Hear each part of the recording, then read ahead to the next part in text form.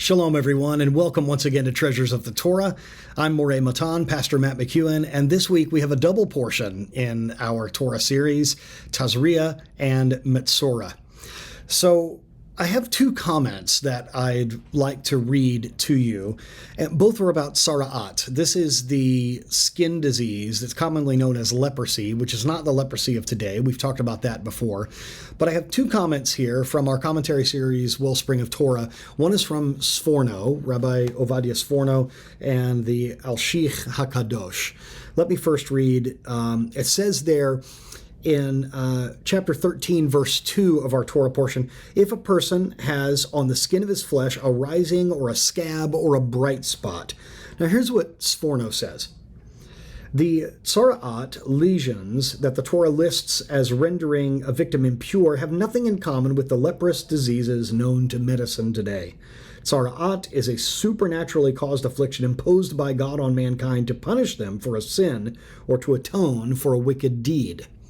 So we've established that. But why doesn't this happen today? I want to ask you a question.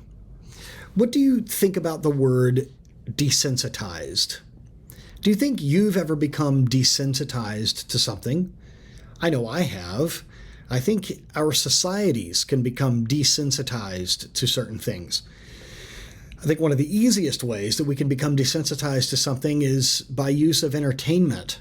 I think the more that the things that we do to occupy our time or to entertain ourselves, the more that they get away from holy things, the more we can become desensitized to things like impurity or violence or things like that.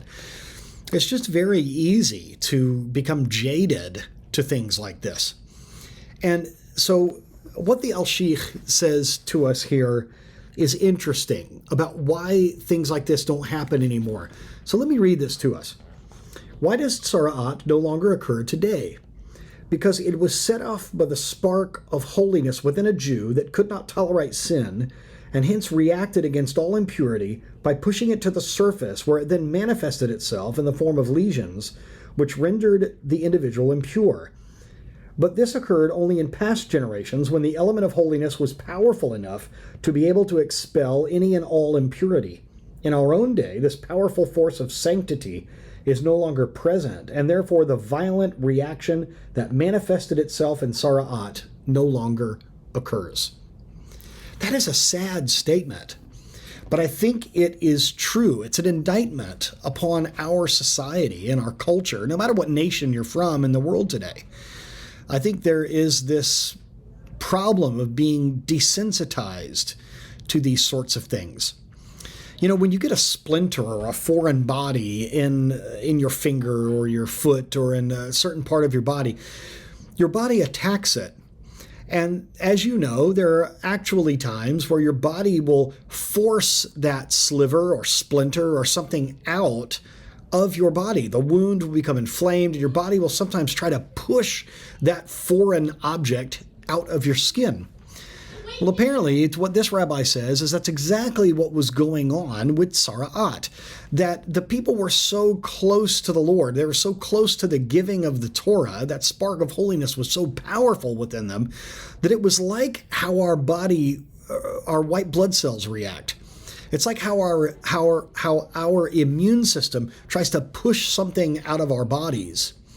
The same was true with tzara'at. When this evil deed or evil speech or spiritual malady occurred, the spark of holiness was still so powerful that it tried to expel that evil from the body, and it manifested itself as lesions or scabs or sores on the skin.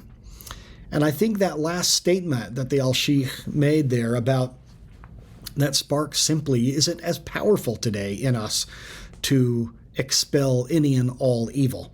It's a sad statement, but I think if we're honest with ourselves, we would recognize that to be true. The things that society is okay with today, they just would not have been 10 or 20 years ago.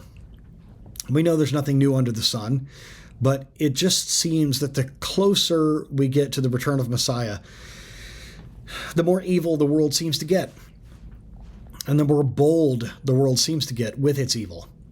So even though we can't see a physical manifestation I pray for you and for me that the evil in our lives that happens, that we are engaged with, that we choose to give into, that we would expel that from our lives, like a splinter trying to come out of the body, like a shard of glass trying to come out of our foot that we've stepped on.